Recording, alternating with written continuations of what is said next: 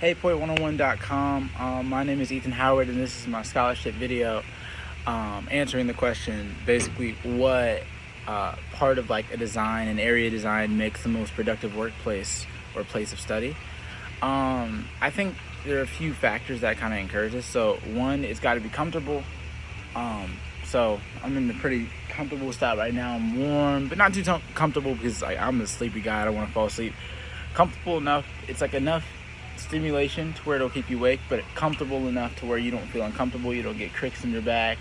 You're not getting a physical strain or pain while working, and it just overall makes you more productive. Another one is I think aesthetic layout. Simply put, like, it's just kind of like, all right, if you see beautiful things, you're gonna think beautiful thoughts. If you work in a grimy workplace, if you work in a dirty workplace, you're gonna feel lazy. You're not gonna want to do work. It's just not gonna be conducive for following through well with the task you were given.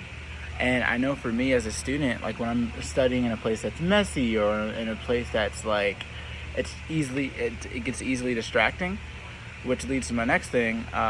There should be minimal distractions. Sorry, I can't talk. But I was gonna say that in an environment with a lot of stimulus, like clashing stimulus, it's hard for people to focus because your mind is bouncing from one thing to the next, as opposed to getting in that flow state and being hyper locked in on that one thing you're trying to accomplish. I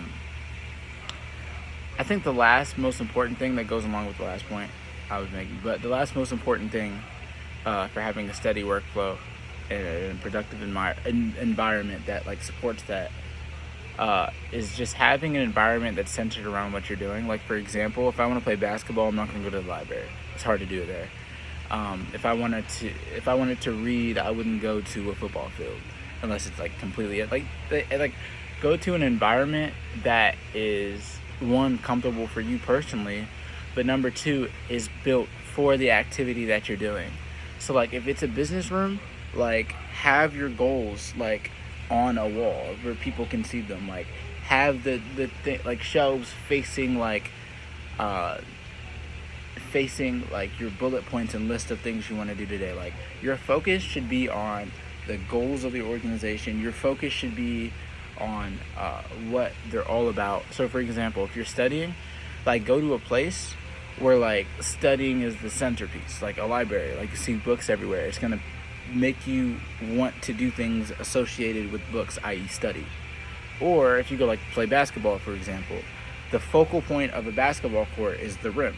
Like when you're there, you're not thinking about anything else but basketball, because that is the focal point of the environment. So that are some ways that design greatly affects your productivity and your focus.